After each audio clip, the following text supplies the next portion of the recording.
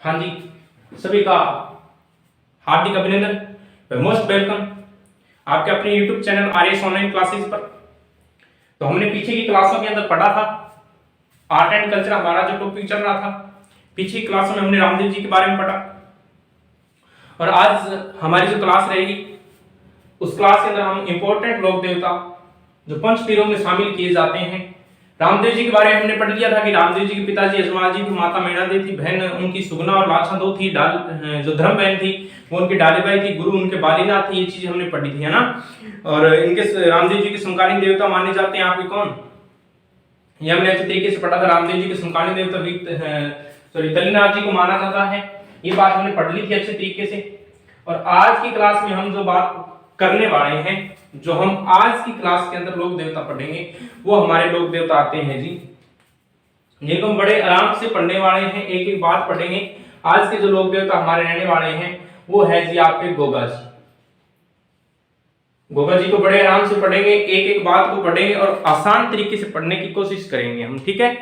तो चैनल को सब्सक्राइब जरूर कर लेना। गोगा जी के बारे में हम बातें जानेंगे कि गोगा जी कहाँ के निवासी थे, किस वंश के देवता माने जाते हैं प्रसिद्ध, किन से संबंधित हैं, इनका वाहन क्या था, इनके माता जी कौन थे, इनके पिताजी, इनके गुरु, ठीक है। तो यानी कि कंपटीशन प्रतियोगी परीक्षा के अंदर जो गोगा जी से संबंधित क्वेश्चन आते हैं उनके बारे में आज हम जानने का पूरा प्रयत्न करेंगे, ठीक है। तो बने रहिए क्लास के अंत तक। चैनल को सब्सक्राइब जरूर करना, वीडियो अच्छी लगे तो ही करना, अगर अच्छी नहीं लगे तो मत करना, ठीक है दोस्तों।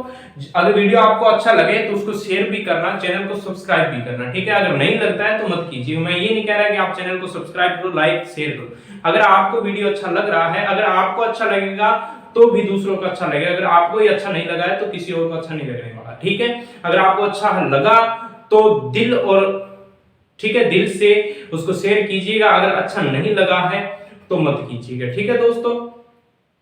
तो चलो आज की क्लास में हम पढ़ेंगे गोगा जी के बारे में, जानेंगे गोगा जी क्या थे, ठीक है। तो सबसे पहले गोगा जी के बारे में हम पढ़ेंगे, कुछ बातें इंपॉर्टेंट है गोगा जी के बारे में जो हम जानेंगे कि गोगा जी किन से संबंधित हैं, ठीक है। जानने का हम प्रयत्न करेंगे आज की क्लास के अंदर कि गोगा जी किन के लोक देवता ज्यादा माने जाते हैं, कौन सा वंश जी इनको ज्यादा लोक देवता प्रसिद्ध मानता है, ठीक है। किस वंश के ये लोक देवता माने जाते हैं उनके बारे में हम जानने का प्रयत्न करेंगे। तो सबसे पहले हम आज की क्लास में पढ़ने वाले हैं गोगा जी का जन्म। हम एक तो पढ़ेंगे गोगा जी का जन्म कब हुआ था, ठीक है। फिर आपके जी आएंगे गोगा जी के पिताजी का क्या नाम था। हम इसी रणनीति से पढ़ेंगे और इसी तरीके से मैं याद करवाने की कोशिश करूंगा, ठीक है। गोगा जी के पिताजी, उसके बाद हम बात करेंगे गोगा जी की माता जी का क्या नाम था। गोगा जी की माता जी के बारे में हमने पढ़ेंगे, ठीक है। माता जी के बाद मैं बात करूंगा गोगा जी की बहन कौन थी, सॉरी पत्नी का क्या नाम था, ठीक है। और फिर हम बात करेंगे जो इनके गुरु थे, गुरु कौन थे उनके बारे में हम पढ़ेंगे कि गोगानाथ जी के जो गोगा जी थे उनके गुरु किन्हें माना जाता है। गुरु के अलावा मैं और बात करूं तो हम पढ़ेंगे इनकी घोड़ी, ठीक है, जो इनका वाहन माना जाता है, इनके बारे में हम अच्छे तरीके से पढ़ेंगे, ठीक है। तो आज की क्लास बहुत ही इंपॉर्टेंट रहने वाली है। इस क्लास के अंदर हम जानेंगे कि गोगा जी का जन्म कहाँ हुआ था, पिताजी कौन थे, माताजी कौन थी, पत्नी कौन थी, गुरु कौन थे और घोड़ी का क्या नाम था, ठीक है भाई। तो बने रहिए क्लास के एंड तक। चैनल को सब्सक्राइब जरूर करना है, वीडियो को लाइक और शेयर तभी करना जब आपको वीडियो अच्छा लगे, ठीक है। तो मैं आज की सेशन की शुरुआत करने जा रहा हूं। चल सबसे पहले हम बात करेंगे कि गोगा जी का जन्म कब हुआ था। सबसे पहले हम बात किसके बारे में करेंगे कि गोगा जी का जन्म कब हुआ। इसके बारे में मैं बात करूं, गोगा जी का जन्म भाद्रपद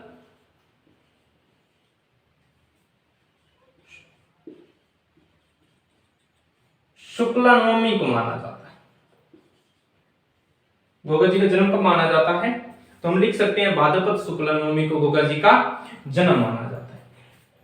ध्यान रखना, जिसे भाद्रपद शुक्ला नवमी को गोगा जी का जन्म माना जाता है, जिसे हम गोगा नवमी बोलते हैं। और एग्जाम में बहुत बार प्रतियोगी परीक्षा के अंदर पूछा जाता है कि गोगा जी का जो जन्म है गोगा नवमी पर किनका जन्म हुआ, तो किनका हुआ था, गोगा जी का। जो भाद्रपद शुक्ला नवमी को माना जाता है, जिसे हम क्या बोलते हैं, गोगा नवमी, जिसे हम क्या बोलते हैं, गोगा नवमी। अब देखो मैं एक बात और बता देता हूं, आपने बहुत बार पढ़ा होगा, और ठीक हम बात करें अगर अपने ग्रामीण इलाके के अंदर बात करें, तो जो गोगा जी का जागरण होता है, ठीक उसी जागरण से एक दिन पहले अपने गांव में एक जागरण और होता है, जिसे हम बोलते हैं खाटू श्याम जी का। यानी कि गोगा जी का जो जन्म है गोगा नवमी से एक दिन पहले, गोगा नवमी से एक दिन पहले आपकी क्या मनाई जाती है, कृष्ण जन्माष्टमी मनाई जाती है, कृष्ण जी की अष्टमी, जिसे हम बोलते हैं कृष्ण जन्माष्टमी। कब मनाई जाती है, तो हम लिख सकते हैं भाद्रपद शुक्ला अष्टमी होती है, उसे हम क्या बोलेंगे, भाद्रपद शुक्ला अष्टमी को। भाद्रपद शुक्ला अष्टमी को आपकी क्या मनाई जाती है, कृष्ण जन्माष्टमी मनाई जाती है। आशा करता हूं कि समझ में आ रही होगी। जन्म की बात करें तो कब हुआ होगा, भाद्रपद शुक्ला नवमी, ठीक है, जन्म कब हुआ है, भाद्रपद शुक्ला नवमी, जिसे हम गोगा नवमी कहते हैं। और गोगा नवमी से एक दिन पहले कृष्ण जन्माष्टमी मनाई जाती है, गोगा नवमी से एक दिन पहले कृष्ण जन्माष्टमी मनाई जाती है, जो भाद्रपद शुक्ला अष्टमी को मनाई जाती है, ठीक है। अब आती है बात इनके पिताजी का नाम क्या था। तो इनके पिताजी की देखो, हम बात करें थोड़ा सा, इनका जो जन्म था वो हमने पढ़ा कि एक दिन पहले कृष्ण जन्माष्टमी मनाई जाती है, और भाद्रपद शुक्ला अष्टमी को इनका क्या हुआ था, जन्म हुआ था भाई, ठीक है। अब हम बात करते हैं इनके पिताजी का क्या नाम था। तो इनके पिताजी जेवर सिंह, पिताजी का नाम क्या था, जेवर सिंह, ठीक है। आशा करता हूं कि पता चल गया होगा, पिताजी का नाम जेवर सिंह। एग्जाम में अब आ सकता है गोगा जी से, गोगा जी के पिताजी का क्या नाम था, तो क्या नाम हो जाएगा आपका, जेवर सिंह हो जाएगा भाई, ठीक है। गोगा जी के पिताजी का नाम क्या माना जाता है, जेवर सिंह माना जाता है।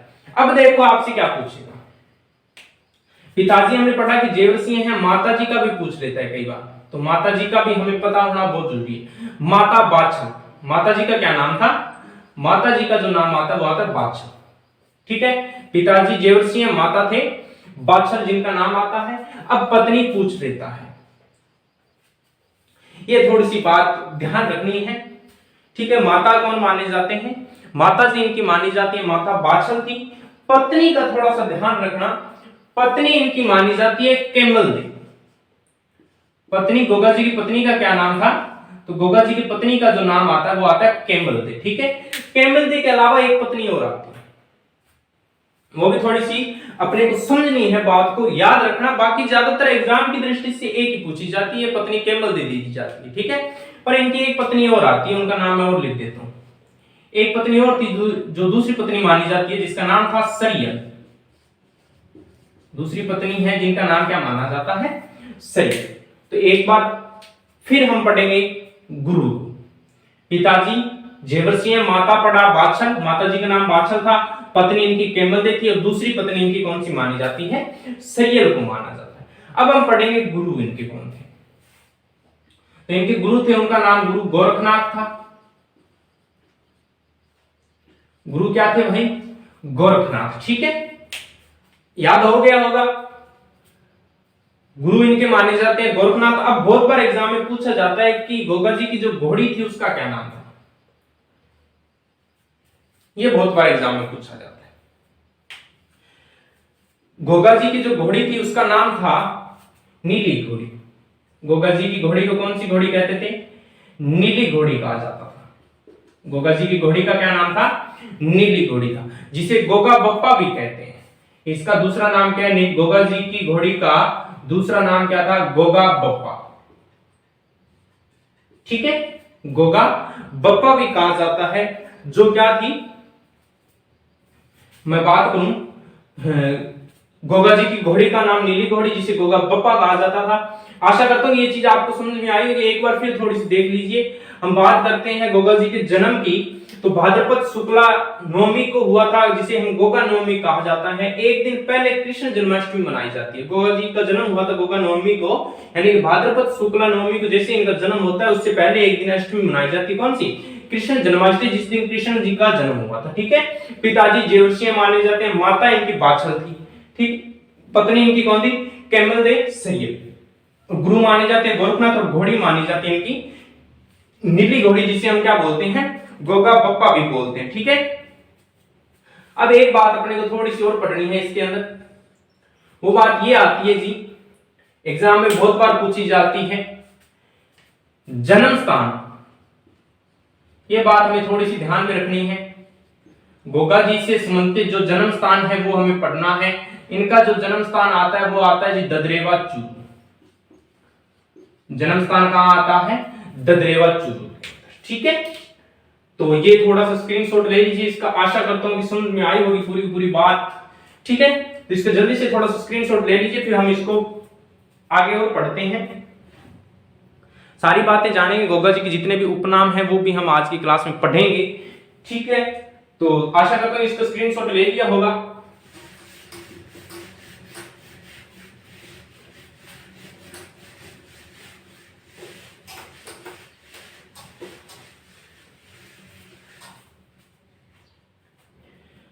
अब देखो,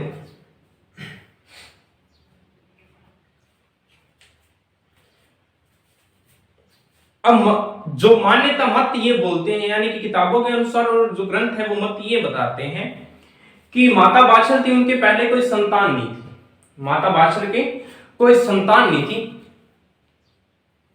तो बताया जाता है उन्होंने गुरु गोरखनाथ जी के पास गए, तो गुरु गोरखनाथ जी ने उन्हें एक फल दिया।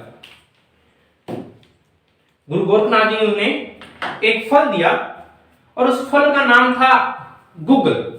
फल कौन सा फल दिया, ये भी थोड़ी सी बात को ध्यान में रखनी है। जो फल दिया था उसका नाम था गूगल, जिसके खाने पर माता बाछड़ गर्भवती हो गई थी और जिनके कोख से इनका जन्म होता है गोगा जी का। ठीक है, तो हम थोड़ी सी बात यहां लिख सकते हैं नोट करके कि माता बाछड़ गुरु गोरखनाथ ने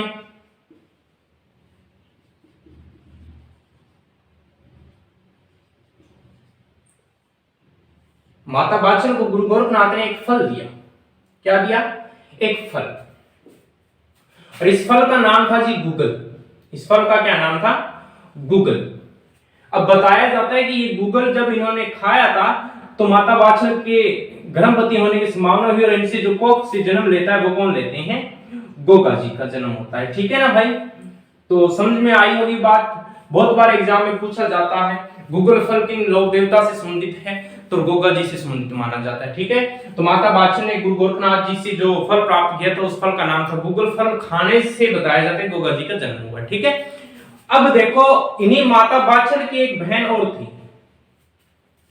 माता बाछड़ की बहन थी जिसका नाम था काछल।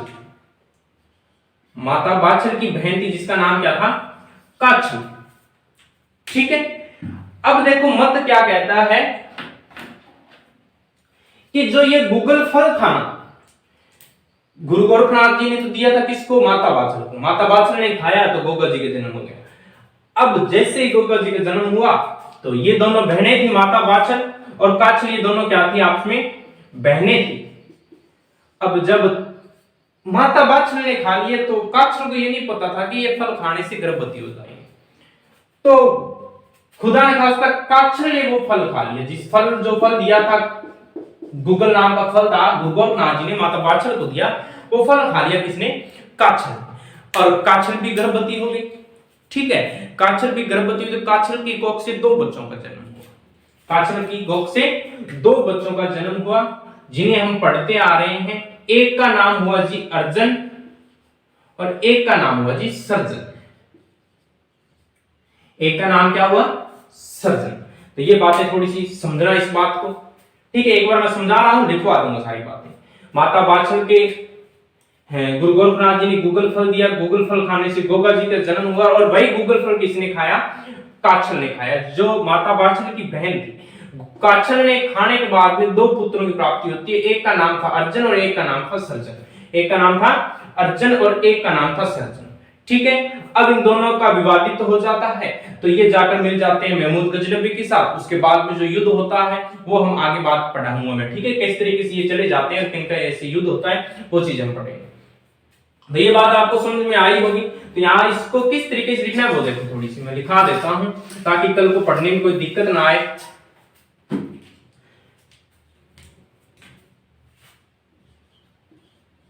जेवर सिंह चौहान,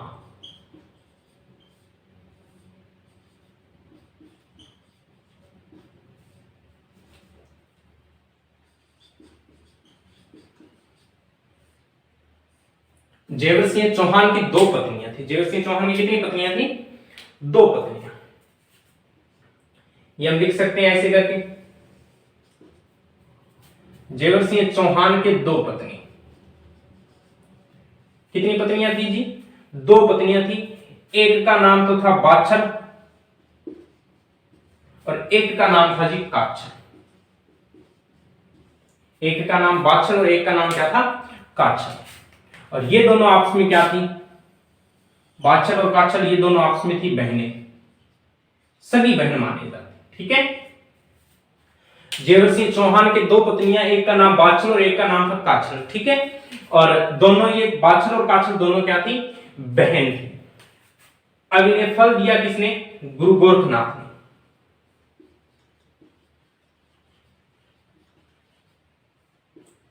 फल कौन सा? गूगल फल।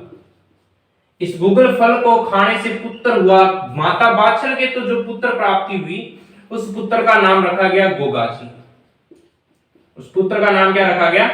गोगा जी। और यही गूगल फल किसने खाया? काछल ने।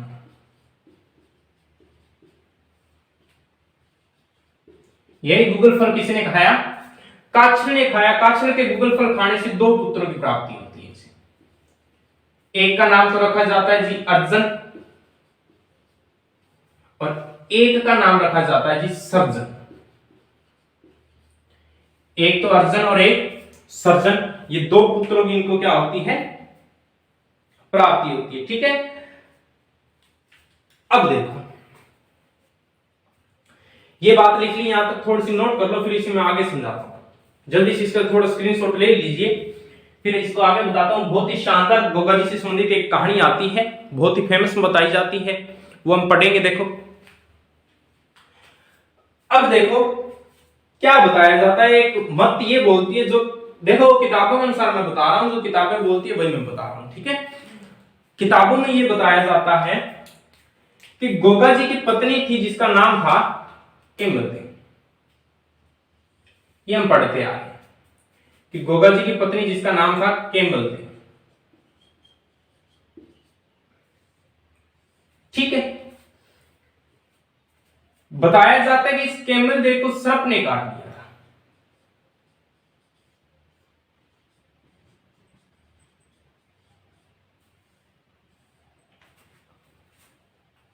इस केमल देव को सर्प ने काट दिया। तो जब ये बात गोगा जी को पता चली, ये बात किसे पता चली? गोगा जी को पता चली कि जो मेरी पत्नी थी केमल देव, उसे सर्प ने काट दिया। तो ये वहां चले गए। अब इन्होंने क्या किया? वहां जाकर एक मंत्र बताते कि इन्होंने यज्ञ शुरू कर दिया। गोगा जी जिया ही यज्ञ शुरू करे तो आसपास का जितना भी सांप आ, नजदीक का जितने भी सांप थे वो अपने आप आकर और उस अग्नि में गिरने लगे अपने आप। जब अग्नि में गिरने लगे तब सर्पों का राजा था तक्षक।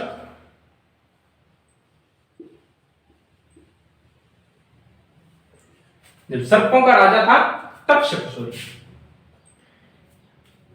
अब ये बात पता चली तक्षक को कि गोगा जी की पत्नी थी केमल जी, उसने सर्प ने काट लिया और गोगा जी ने जो मंत्र पढ़ने शुरू कर दिए, उस मंत्र की वजह से सारे सर्प हैं वो आकर किस में गिरने लग गए? अग्नियों में गिरने लगे। तो तक्षक आया, तक्षक आकर गोगा जी को बोला कि गोगा जी ये क्या है? ये कोई मतलब थोड़ी ना है, तुम क्यों मंत्र पढ़ रहा है और आसपास के सारे सांप आकर गिर रहे हैं, ऐसे मर जाएंगे। तो गोगा जी ने बोला कि आप ही का एक बंदा जो सर्प था उसने आकर मेरी पत्नी को डस लिया है, खा गया है, तो अब क्या करेंगे?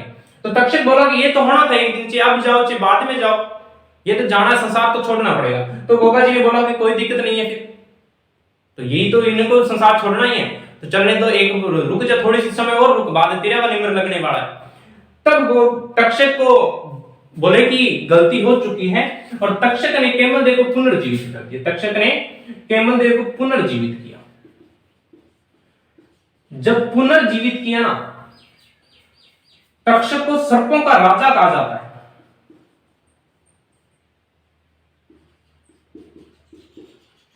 तक्षक को तो सर्पों का राजा कहा जाता है। तब तक्षक ने कहा था कि गोगा जी, मैं तो सर्पों का राजा हूं, मैं तो क्या हूं, सर्पों का राजा हूं, पर आप क्या हो, सर्पों के देवता हो, सर्पों के देवता। तब हम पढ़ते हैं कि गोगा जी को सांपों का देवता भी कहते हैं। तो ये एक इनका उपनाम निकलकर आ चुका है। तो ध्यान रखना, गोगा जी को सर्पों का देवता भी कहा जाता है। ठीक है, गोगा जी को सर्पों का देवता भी कहा जाता है, ये बात आपको नोट रखनी है भाई। और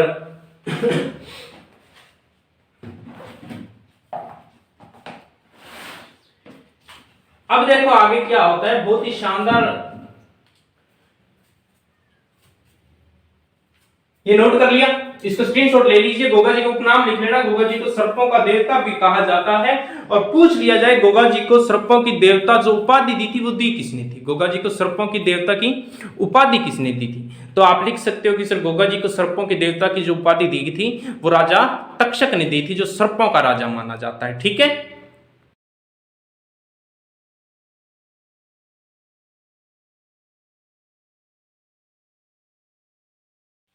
अब हम पढ़ेंगे जी गोगा जी का युद्ध। ठीक है, तो गोगा जी के युद्ध के बारे में हम जानेंगे, और गोगा जी के युद्ध को बड़े ही अच्छे तरीके से हम पढ़ने का प्रयास करेंगे, और देखेंगे किस वजह से गोगा जी का युद्ध हुआ था। ठीक है, तो हम पढ़ते आ रहे हैं कि गोगा जी के जो दो मौसेरे भाई थे,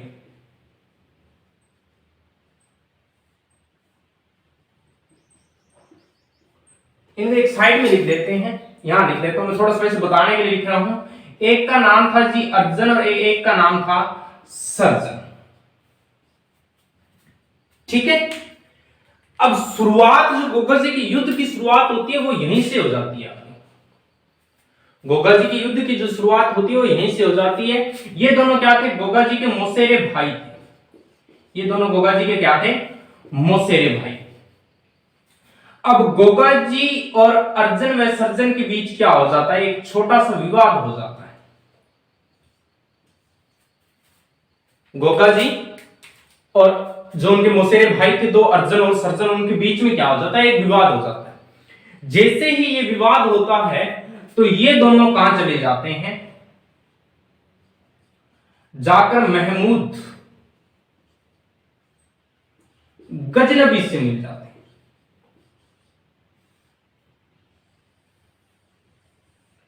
ठीक है, महमूद गजनबी से मिल जाते हैं। अब जाकर ये पूरी पूरी बात बताते हैं जो महमूद गजनबी गोगा जी से पहले खिलाफ था। अब अर्जुन और सर्जन ने जाकर बताया कि ऐसे तरीके से हमारा विवाद हो गया है, और ये जाकर मिल जाते हैं महमूद गजनबी के साथ। अब जब महमूद गजनबी के पास चले जाते हैं तो सारी बात बताते, तो ये दोनों क्या करते हैं, बोले कि महमूद गजनबी के पास जाते हैं। तो महमूद गजनबी ने कहा कि आप दोनों मेरी सहायता करोगे क्या, बोले कि हम सहायता करेंगे। तो क्या हमको क्या करना है कि जो उनकी गायें हैं उन गायों को लूटना है। तो इन्होंने सबसे पहले, महमूद गजनबी और इनकी सेना ने गायें लूटना शुरू किया, गायों को लूटा। सबसे पहले लूटा कहां पर, सांचौर जालोर वाला जो क्षेत्र था वहां से गायों को लूटना शुरू कर दिया। सांचौर जालोर वाले क्षेत्र से इन्होंने गायों को लूटना शुरू कर दिया, महमूद गजनबी और दो वो अर्जुन और सर्जन। जब ये बात पता चली किन्हें, गोगा जी। ठीक है, जब ये बात पता चलती किन्हें, गोगा जी को ये बात पता चलती है कि महमूद गजनबी, जो मेरे मौसेरे भाई थे अर्जुन और सर्जन, वो महमूद गजनबी के साथ मिल चुके हैं और गायों को, सांचौर जालोर से गायों को लूटना उन्होंने शुरू कर दिया। तब इन्होंने क्या किया, इनके बीच एक युद्ध होता है। गोगा जी और महमूद गजनबी के बीच एक क्या होता है जी, युद्ध होता है। गोगा जी के दो सहयोगी थे, गोगा जी के सहयोगी भी पूछा जाता है, दो बंदे माने जाते हैं, बहुत ही इंपॉर्टेंट है, एग्जाम में पूछा जाता है बहुत बार कि गोगा जी के सहयोगी कौन थे। एक का नाम था जी भज्जू कोतवाल, एक तो आपको कौन सा था, एक का नाम आता है भज्जू कोतवाल और एक का नाम आता है जी नरसिंह पांड्या।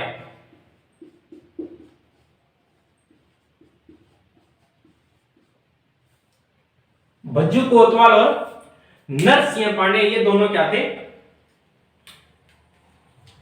गोगा जी के सहयोगी माने जाते हैं। और नरसिंह पांडे को जवाहर पांड्या भी बोलते हैं, ये भी ध्यान रखना।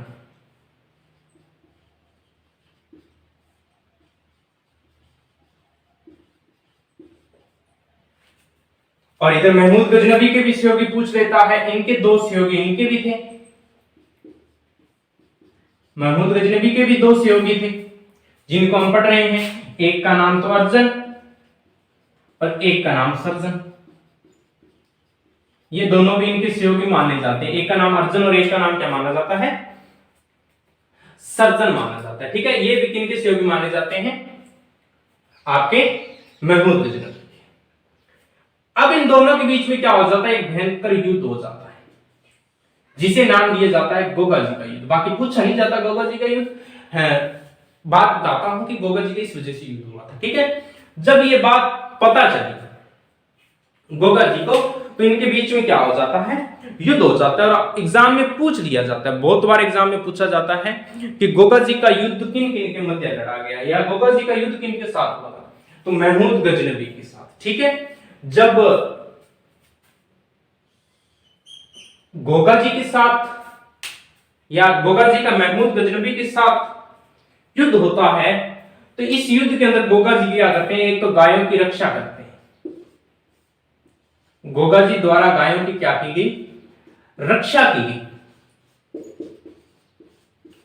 ठीक है, गोगा जी द्वारा गायों की क्या की गई, रक्षा की गई। ठीक है, और रक्षा की गई तो रक्षा करते करते ही गोगा जी क्या हो गए, वीर गति को प्राप्त, गोगा जी क्या हो जाते हैं, वीर गति को प्राप्त हो जाते हैं।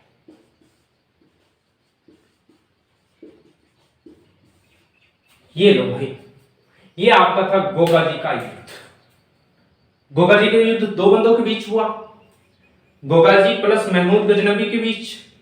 महमूद गजनबी के दो सहयोगी थे, एक का नाम तो था अर्जन और एक का नाम था सर्जन।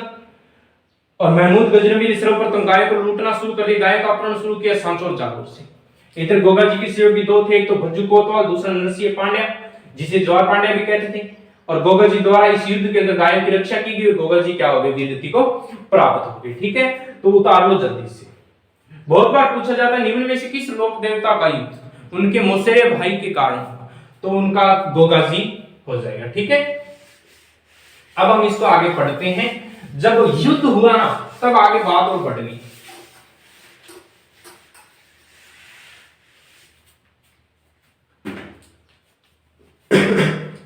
बताया जाता है कि जब गोगा जी का युद्ध हुआ, अब हम पढ़ेंगे गोगा जी के जो मंदिर है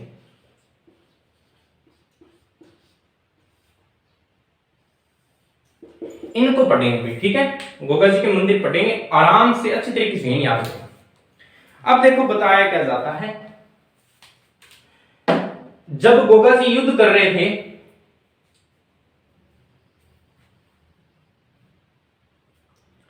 युद्ध करते करते उनकी नस कट गई। ठीक है, नस कट गई यानी कि धड़ अलग हो गया और सिर अलग हो गया था उनका। सिर अलग हुआ फिर भी वो युद्ध लड़ते रहे, फिर भी वो क्या युद्ध लड़ते रहे। जब बताया जाता है युद्ध लड़ रहे थे ना, तब लड़ते लड़ते उनका एक सिर वो जाकर गिर गया था,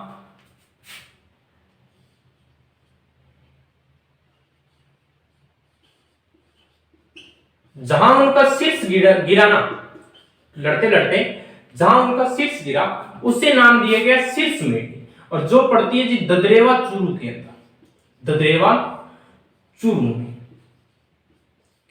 जहां पर भाद्रपद शुक्ला नवमी को मेला पड़ता है। भाद्रपद शुक्ला नवमी को क्या पड़ता है, गोगा जी का मेला पड़ता है शीर्ष मेढ़ी ददरेवा चूरू में। अब एक जगह शीर्ष गिरा तो एक जगह पर उनका धड़ जाकर गिर गया, जहां धड़ गिरा उसे नाम दिया गया ध्रुव मेढ़ी, जहां धड़ गिरा उसे क्या नाम दिया गया, ध्रुव मेढ़ी। तो ध्रुव मेढ़ी कहा गया आपका किसे, गोगा जी, जो गोगा मेढ़ी हम बोलते हैं। गोगा मेढ़ी कहां है, तो हम लिख सकते हैं हनुमानगढ़ के अंदर, ठीक है। जिस जगह पर शीर्ष गिरा उसे नाम दिया गया शीर्ष मेढ़ी, जो ददरेवा चूरू के अंदर है, जो जहां पर धड़ गिरा उनका जाकर वो गोगा मेढ़ी नामक स्थान पर गिरा, जिसे हम नाम कहां पड़ती है गोगा मेढ़ी, हनुमानगढ़ के अंदर पड़ती है, नोहर हनुमानगढ़ में, ठीक है। फिर देखो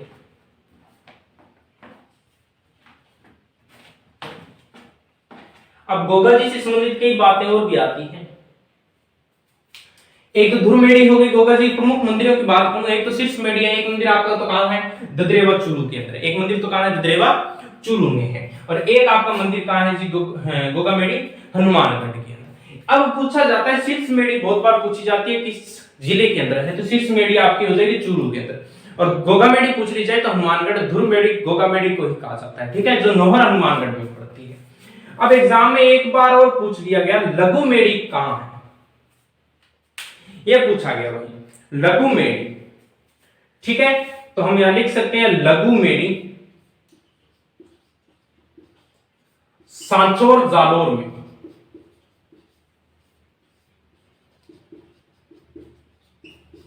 लघु मेढ़ी कहां पड़ती है, सांचौर जालोर के अंदर, ठीक है। इसे गोगा जी की ओल्डी कहते हैं, गोगा जी की ओल्डी कहा जाता है, ये भी बात याद रखने वाली है, गोगा जी की ओल्डी कहते हैं, ठीक है। एक छोटी सी झोंपड़ी है, लघु मेढ़ी है, छोटी सी एक झोंपड़ी है, जिसे क्या कहा गया, गोगा जी की ओल्डी कहा गया था। और निर्माण पूछ लिया जाता है बहुत बार कि गोगा जी की ओल्डी का निर्माण किसने किया था, तो इसका जो निर्माण किया तो राजा राम कुम्हार नाम का एक व्यक्ति था, राजा राम कुम्हार ने गोगा जी की ओल्डी का निर्माण, गोगा जी की ओल्डी का निर्माण किसने किया, तो राजा राम कुम्हार नाम का व्यक्ति था जिसने क्या किया, गोगा जी की ओल्डी का निर्माण किया भाई, ठीक है। थोड़ी सी मैं इंक डाल लेता हूं, फिर अपने आगे इसको पढ़ेंगे, इतने में इसका स्क्रीनशॉट ले लीजिए, शाबाश। आशा करता हूं पूरी बातें आपको समझ में आई होगी, जल्दी से इसका स्क्रीनशॉट ले लीजिए।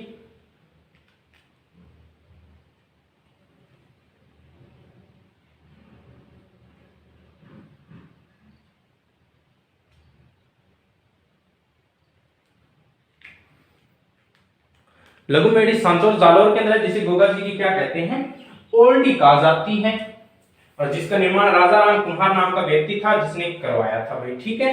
अब हम आगे पढ़ेंगे, देखो गोगा मेढ़ी से संबंधित क्वेश्चन आते हैं बहुत बार।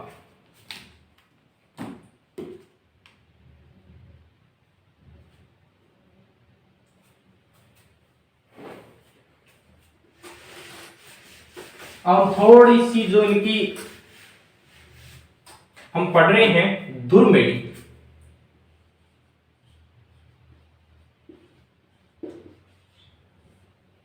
ध्रुव मेढ़ी जिसका नाम है जी, हमने क्या पढ़ा, गोगा मेढ़ी, जिसे क्या कहते हैं, ध्रुव मेढ़ी को हमने पढ़ा कि गोगा मेढ़ी भी कहा जाता है। अब एग्जाम में पूछा क्या गया, इधर देखो गोगा मेढ़ी है कहां, तो हम लिख सकते हैं नोहर हनुमानगढ़ के अंदर, गोगा मेढ़ी है कहां, नोहर हनुमानगढ़, ठीक है। गोगा मेढ़ी कहां पर है, तो आप लिख सकते हो कि सर नोहर हनुमानगढ़ के अंदर। उपनाम पूछा जाता है बहुत बार कि गोगा मेढ़ी का उपनाम क्या था, तो उपनाम इसका क्या आ जाता है, ध्रुव मेढ़ी। निर्माण पूछा कि किसने करवाया था, निर्माण ध्यान रखना फिरोज साहेब तुगलक ने,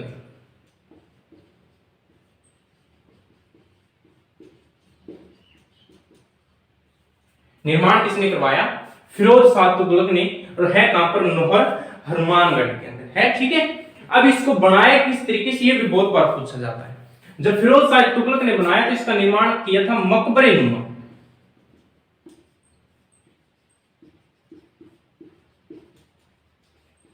मकबरे नुमा निर्माण किसका करवाया गया? कौन सा मंदिर है जिसका आकृति मकबरे नुमा है? तो आपका हो जाएगा गोगा जी का मंदिर है, गोगा मेड़ी, नौहर हनुमानगढ़ के अंदर पड़ता है, जिसकी आकृति किसके समान है? मकबरे नुमा के समान है। ठीक है, जिसके ऊपर बताया जाता है कि मकबरे नुमा होने के कारण इसी के गेट पर बिस्मिल्लाह लिखवाया हुआ है।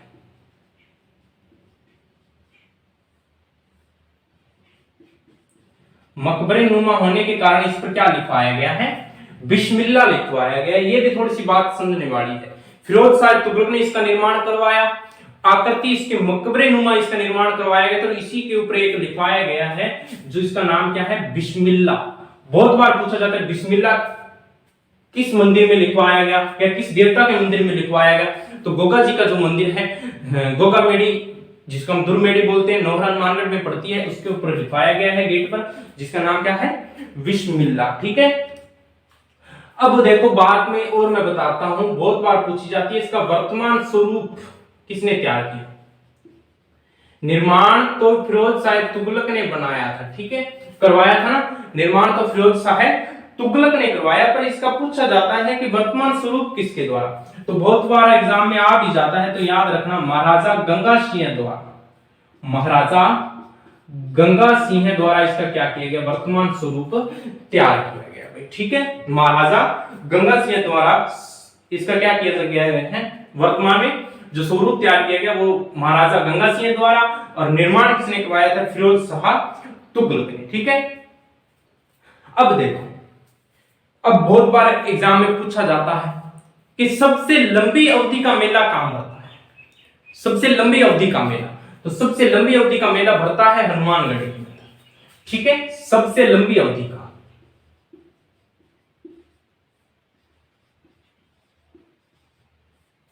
सबसे लंबी अवधि का मेला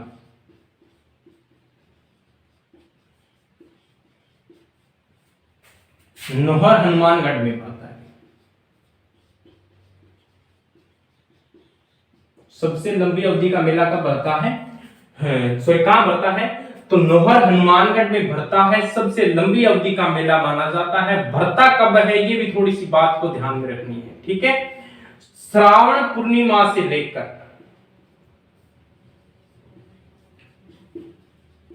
ये बात इंपॉर्टेंट है, सबसे लंबी अवधि का मेला माना जाता है गोगा मेड़ी, हनुमानगढ़ में भरता है, नौहर गोगा जी से संबंधित है, सबसे लंबी अवधि का है।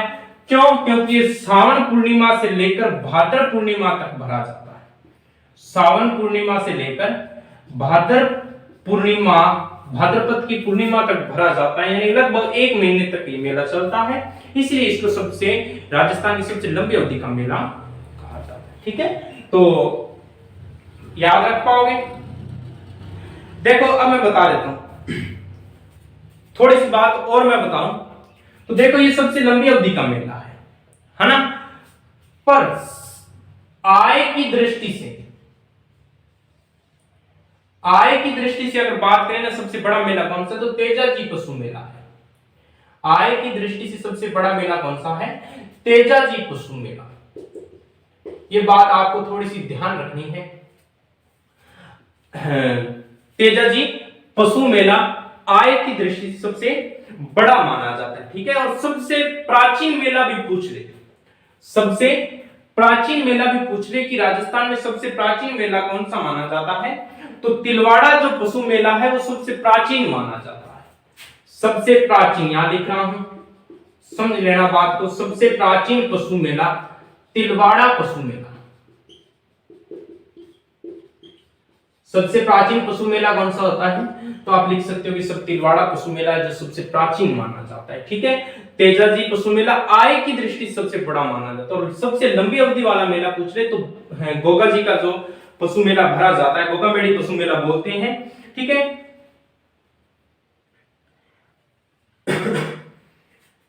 अब देखो, ये इतनी सी बात थी।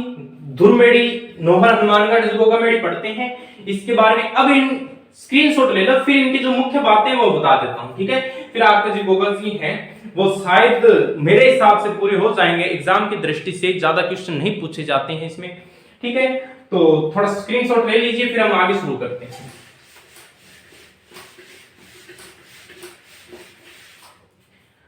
अब हम पढ़ेंगे जी प्रमुख बातें।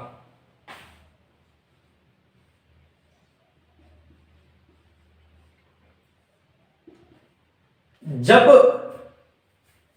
यह बात पता चली कि गोगा जी की मृत्यु हो चुकी है, किन्हें? गोगा जी की पत्नी कैमल देव। गोगा जी की पत्नी कौन थी? कैमल देव। जब कैमल देव को यह बात पता चली नहीं कि गोगा जी की मृत्यु हो चुकी है, तो कैमल देव क्या हो गई थी? सती हो चुकी थी भाई। कैमल देव क्या हो गई? सती हो गई। एग्जाम में बहुत बार पूछा जाता है कौन सी लोक देवता के पीछे सती होगी, तो कौन हो गई थी? कैमल। अब गोगा जी से संबंधित एक बात इंपॉर्टेंट ध्यान रखना, सबसे ज्यादा मुसलमानों से लड़ने वाले लोक देवता, सबसे ज्यादा मुसलमानों से लड़ने वाले, तो यहां लिख सकते हैं सबसे ज्यादा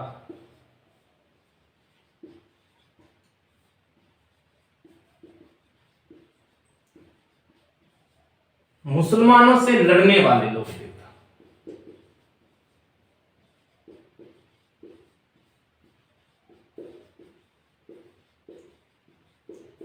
तो आपके कौन थे? गोगा जी। यहां ऊपर लिख देता हूं गोगा जी में, ताकि आपको याद रहे। सबसे ज्यादा मुसलमानों से जिन्होंने युद्ध किया था वो कौन थे? गोगा जी माने जाते हैं। सबसे ज्यादा जी को माना जाता है, सबसे ज्यादा युद्ध किया था इन्होंने। जब बताया जाता है कि एक तथ्य इनके सामने संबंधित बहुत ही, गोगा जी को एक बात बताई कि गोगा जी के संबंधित एक बात कही थी। इनका गोगा जी का युद्ध होता है कि इनके साथ महमूद गजनबी के साथ।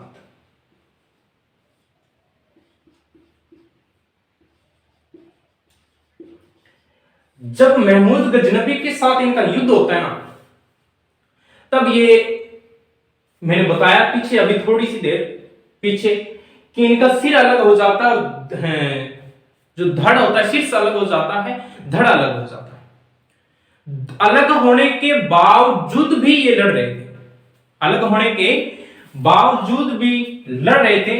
तब महमूद गजनबी ने गोगा जी को जहार पीर का, गोगा जी को जाहिर पीर का, जाहिर पीर का अगर मैं बात करूं ना, तो जाहिर पीर का अर्थ अगर बात करें क्या होता है, तो इनको बोला जाता है जिंदा पीर। गोगा जी को जिंदा पीर या जाहिर पीर भी कहा जाता है। एक हमने पीछे पढ़ा कि सांपों के देवता कहा जाता है, सांपों के देवता, और जाहिर पीर, जिंदा पीर भी इनको कहा जाता है। जिंदा पीर कहा किसने? तो आपका राइट ऑप्शन हो जाना चाहिए कि महमूद गजनबी से जब इनका युद्ध हुआ था और शीर्ष अलग हो गया था और धड़ अलग हो गया था, तब इन्होंने बताया, महमूद गजनबी ने इन्हें कहा था कि हम तो कुछ भी नहीं है, आप तो एक जाहिर पीर, जिंदा पीर हो, ठीक है। तो ये थोड़ी सी बात इंपॉर्टेंट है, इसको ध्यान में रखना।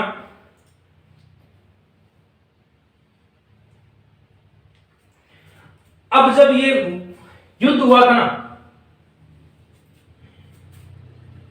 गोगा जी और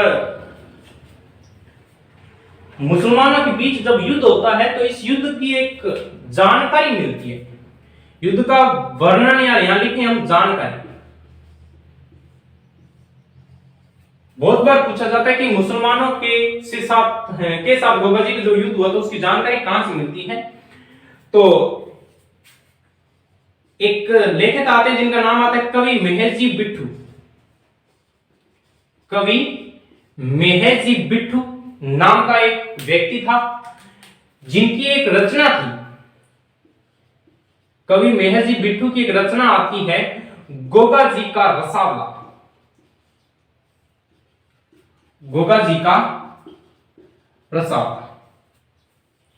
गोगा जी का जो रसावला था उनसे संबंधित है। गोगा जी के रसावले के अंदर मुसलमानों और गोगा जी के युद्ध का वर्णन मिलता है। ठीक है, फिर हम बात और भी पढ़ते हैं गोगा जी के बारे में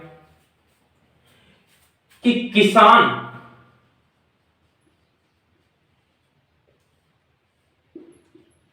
हल जोतने से पहले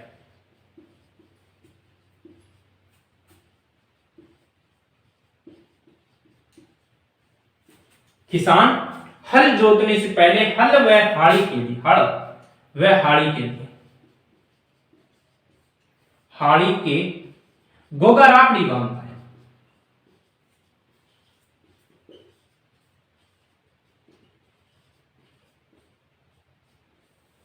गोगा राखड़ी बांधता है कौन? किसान हल जोतने से पहले हल व हाड़ी दोनों के गोगा राखड़ी बांधता है। ठीक है, गोगा राखड़ी पूछी जाती है 9 गांठों से गठित होती है। कितनी गांठों की संख्या कितनी होती है इसमें? 9 गांठों की एक राखड़ी होती है जिसे हम बोलते हैं गोगा राखड़ी। और ये गोगा राखड़ी हल व हाड़ी के रक्षाबंधन के दिन बांधी जाती है। रक्षा बंधन के दिन बांधी जाती है, ये भी बात आपको ध्यान में रखनी है। ठीक है, तो इसका जल्दी से स्क्रीनशॉट ले लीजिए, फिर हम थोड़ी सी बातें और हैं गोगा जी के बारे में, ठीक है, वो हम पढ़ लेते हैं ताकि हमारे एग्जाम के अंदर कोई भी दिक्कत ना आए। ठीक है, उतार लो इसे, जल्दी से स्क्रीनशॉट ले लो। गोगा जी से संबंधित जो भी बातें हैं, जितनी भी बातें वो हम पढ़ लेंगे आज की क्लास के अंदर, और आइंदा से हम कभी भी नहीं भूल पाएंगे, ये मैं आपको बता देता हूं। अब देखो,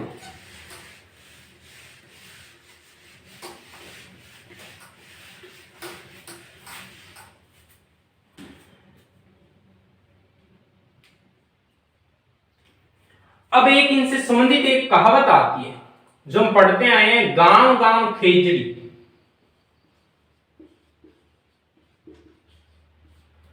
गांव गांव गोगो, गांव गांव खेजड़ी और गांव गांव गोगा जी। अब देखो इसका मतलब क्या है कि गांव गांव खेजड़ी और गांव गांव गोगा जी। तो बताया जाता है कि प्रत्येक गांव में एक खेजड़ी और उस खेजड़ी वृक्ष के नीचे गोगा जी का एक मंदिर होता है।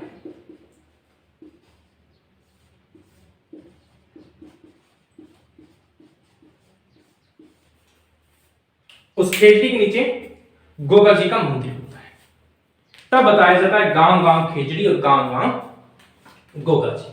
ठीक है, तो इनका बहुत बार पूछा जाता है किस लोक देवता का मंदिर है, थान बात करें गोगा जी का या किसी देवता का तो किन के लिए प्रसिद्ध है, कहां होता है ये भी पूछा जाता है। खेजड़ी गोगा जी भी प्रसिद्ध है उनके मंदिर के लिए, और इनका थान होता है वो खेजड़ी के नीचे होता है मूर्ति स्वरूप। अब गोगा जी के मंदिर से संबंधित जब मूर्ति रखी जाती है तो एक पत्थर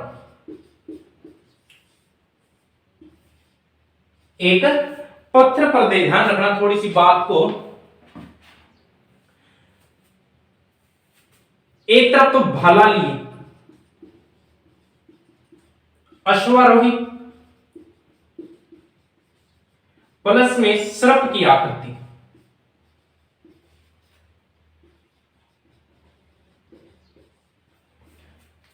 जब होती है तब अपने इसको कहते हैं कि वो स्थान है, जो थान है वो किसका है, गोगा जी का होता है। ठीक है, वो थान किसका होता है, गोगा जी का। गोगा जी के जो पुजारी होते हैं वो आते हैं जी, मुसलमान जो पुजारी होता है, मुस्लिम पुजारी की मैं बात करूं, मुस्लिम पुजारी को चायल कहते हैं। गोगा जी के मुस्लिम पुजारी को क्या कहा जाता है, चायल कहा जाता है। ये बात भी नोट रखनी है आपको, मुस्लिम पुजारी क्या कहलाता है, चायल। ठीक है, अब देखो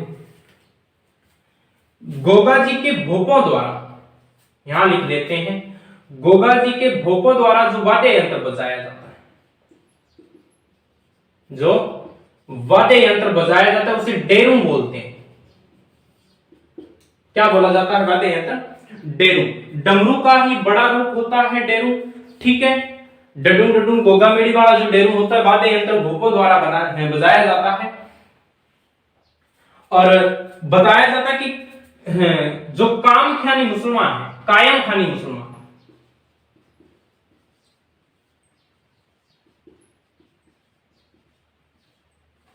कायम खानी मुसलमान गोगा जी को अपना पूर्वज मानते हैं।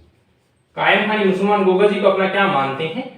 पूर्वज मानते हैं। ये भी बात आपको याद रखनी है, इंपॉर्टेंट बात है, एग्जाम की दृष्टि से बहुत बार पूछा जाता है। कायम खानी मुसलमान गोगा जी को क्या मानते हैं? पूर्वज माने जाते हैं। ठीक है, अब क्यों? क्योंकि देखो थोड़ी सी मैं बात बता देता हूं कि गोगा जी की 7वीं पीढ़ी, गोगा जी की जो 7वीं पीढ़ी थी, 7वीं पीढ़ी के अंदर एक व्यक्ति आता है कायम सिंह चौहान।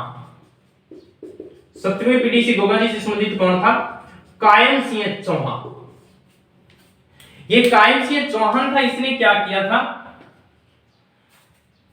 मुस्लिम धर्म को अपनाया। कायम सिंह चौहान ने मुस्लिम धर्म को अपनाया। जब मुस्लिम धर्म को अपनाया ना, तब बताते हैं कि इन्हीं का वंशज है कायम सिंह चौहान। इनकी 7वीं पीढ़ी गोगा जी के माने जाते हैं, 7वीं पीढ़ी के वंशज। तो इसी कारण बताया जाता है कि कायम खानी जो मुसलमान है, यहीं से वंशज निकल कर आता है आपका कायम खानी मुसलमान, जो इन्हें अपने क्या मानते हैं? पूर्वज मानते हैं। भाई कायम खानी मुसलमान गोगा जी को अपना क्या मानते हैं? पूर्वज मानते हैं। तो आशा करता हूं कि आपको पूरी की पूरी बातें अच्छी तरीके से समझ में आई होगी आज की क्लास के अंदर। तो ये थे आपके गोगा जी, जो हमने पढ़ ली, अच्छी तरीके से पढ़ा है। उम्मीद है कि याद भी हो गया होगा साथ के साथ। ठीक है, पर नहीं हुआ है तो हो जाएगा, इसको साथ साथ नोट करते रहना। और वीडियो अच्छा लगा हो तो ही शेयर करना है, अगर नहीं लगा है तो मत करना। ठीक है दोस्तों, अगर आपको अच्छा लगा है तो वीडियो को ज्यादा से ज्यादा शेयर भी कीजिएगा, अगर नहीं लगा है तो छोड़ दीजिएगा। ठीक है, तो धन्यवाद, मिलते हैं अपन नेक्स्ट क्लास के अंदर। तब तक के लिए टाटा बाय बाय, जय हिंद, जय भारत। तो इसका स्क्रीनशॉट ले लीजिए।